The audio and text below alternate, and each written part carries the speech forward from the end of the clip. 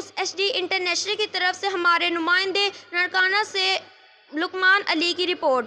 इनकी रिपोर्ट के मुताबिक खसूसी बच्चों की दाखिला मुहिम का पैगाम घर घर पहुँचाने के लिए कोशां है।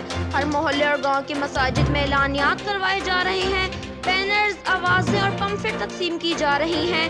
स्पेशल एजुकेशन लाहौर ताहिर हुसैन गाजी ने कहा है कि सूबाई वजीर खसूसी तालीम चौधरी मोहम्मद इखलाक को डायरेक्टर जनरल परवेज इकबाल भट्ट की हदायत पर खसूसी बच्चों की दाखिला मुहिम का पैगाम घर घर पहुँचाने के लिए कोशां हैं।